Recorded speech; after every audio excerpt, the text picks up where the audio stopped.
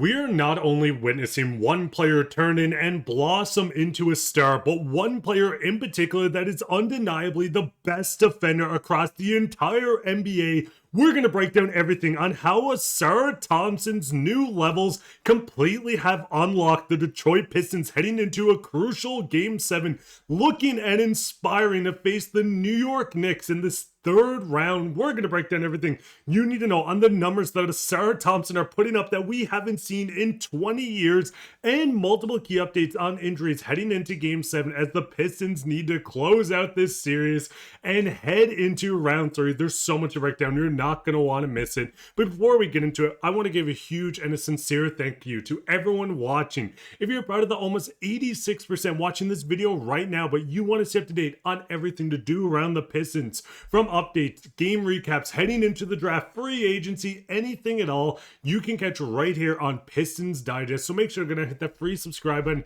It means the absolute world. Now, of course, the Detroit Pistons winning Game 6. I'm not going to dive into key details on that game because we won it. That's all that matters. We forced a Game 7 on home court heading into a crucial game, but one player in particular has been absolutely turning heads. Ausar Thompson has totaled 8+ matchup minutes against 6 different players this postseason. Their field goal percentage when guarded by them, 40.7 by Desmond Bane, 33 for Jalen Suggs, 27 for Paulo, 25, Anthony Black, 21, Donovan Mitchell, 0% for James Harden, the flopper himself, looking to make an Olympics team as a diver, is shooting 0% on the league's best defender. Now, of course, there's a lot to like about Ausar Thompson and his game, but diving into some of the stats that he have is insane. It's absolutely phenomenal what this young star in the making is truly doing for the Detroit Pistons at this age. But before we get into those crazy updates, I do want to give a huge shout out to PrizePicks for bringing this video to you guys today. PrizePicks is America's #1 sports pick app and the best way to get into the action. Make sure to go down and use the link in the description or pinned comment when signing up. It helps the channel out a ton. And plus, when you do sign up as a new user, you play 5, get 50 instantly into your lineup. So make sure you use the link in the description and code Digest. It helps out a ton, like I said, and we're going to dive into some awesome promotions and picks later on in the video. But getting back into Ausar Thompson, looking at this kid, he is the only player with 50 stocks this season. A postseason. The first Piston to reach that number since Rasheed Wallace. Now, of course, looking at Ausar Thompson and what he's doing, the two-handed block last night was one of the craziest and most athletic things I have seen in quite some time. But 13 playoff games. Of course, he has more games than some of the other guys that he's competing against. 8.5 points. Let's not talk on the offense. Let's lean into the defense. Of course, 8 rebounds per game, 3.5 assists, 2.1 steals, and almost 2 blocks. Ausar Thompson, the 6'7" guard forward, of course, is going out and putting up nearly 4 stocks a game on a nightly basis. And again, diving back into the numbers, keeping a flopper like James Harden to 0%. Of course, he's going to make it to the line. We've seen Ausar foul out last game, but the number speaks for itself. I understand Wemby is 7'5", whatever he's listed at now, but what Ausar Thompson is doing and his presence, not only at the rim, but on the perimeter. We can see the defensive rating, 87th percentile. That doesn't even tell the full story. I mean, looking farther in to exactly what Ausar is bringing, a good rebound, offensive rebounding is actually above average, to 74th percentile. But the big thing with Ausar Thompson and the numbers he's putting up, there's a lot in the green. Of course, the shooting is a little questionable when looking around, but when looking at the defense at every single level, at 6 feet out defense, elite percentile, 81st. Looking at 10 feet out, 79th. And looking at, of course, 15 feet out, this is a guy that's not only going to hound you, turnovers, because he's going to steal the ball, get his hand on it. I mean, looking at everyone speaking about Ausar Thompson. Ausar Thompson, the best perimeter defender in the game right now. You get about 3 dribbles before the dude has his hands on the ball or another. This is a guy that has completely turned the tides for the Pistons. I'm not going to sit here and say he's the reason why they're winning games, because he's a big part of it. But of course, Cade Cunningham, B-ball Paul, outstanding, by the way.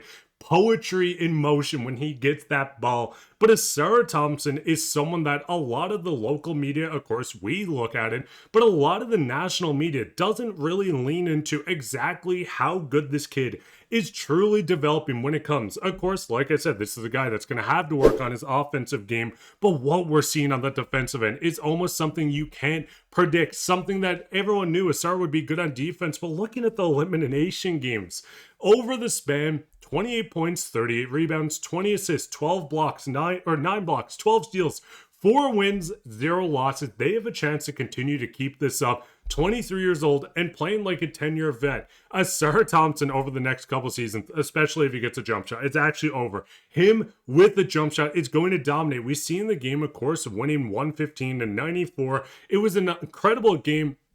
And coming out with that keeps the season alive, but I think it shows the true picture of this Pistons team. We've seen J.B. Bickerstaff speak a bunch about him and Jalen Duren. When they're in their ruts, he wants to continue riding them because this is the core of the team.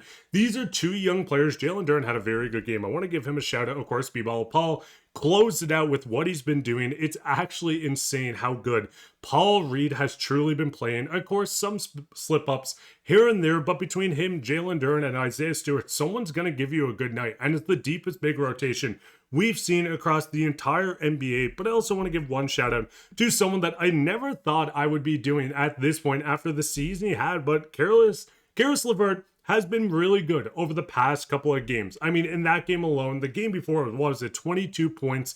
We're seeing a lot of production coming out of Caris LeVert, so I do want to tip my cap to someone that I genuinely thought wouldn't be getting in the rotation, so I'm glad I'm wrong. I will admit that Caris LeVert has completely changed my opinion on how he's been playing for the most part. Of course, we've seen a couple air balls here and there, but leaning into the game, getting an update.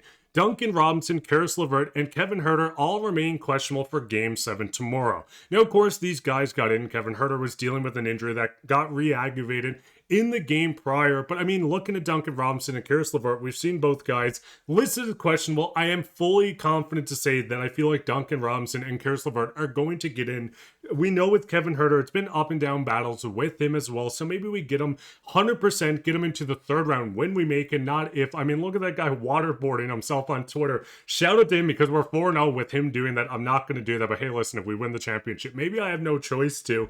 But looking at this team, fans, let me know your thoughts on this entire roster. What would you change up going into the final game? Does Marcus Sasser get more minutes? I didn't even talk on him. He was a plus 25 in the game alone. Jenkins was incredible. That one-handed layup over Jared Allen. This is a team that loves to have their backs against the walls. Of course, as fans, we'd rather them just get a sweep instead of having to go back and win multiple games in a row. But the adversity this team has battled through has been phenomenal. Let me know your thoughts on everything to do around the Pistons. But before we conclude this, once again, I want to give a huge shout out to PrizePicks for bringing this video to you guys today and letting me be able to bring content to you guys every single day. With PrizePicks, of course, going on, you can pick the more or less on multiple things. You can do it on points, assists, rebounds, total threes, or PRA, which is points, rebounds, assists combined. It's really cool how much you can pick on it. And at the end of the day, they have awesome promotions going around as well. Not only when you sign up and play 5, you get 50 instantly, they have the NBA playoff sweepstakes. Starting April 14th through the conference finals,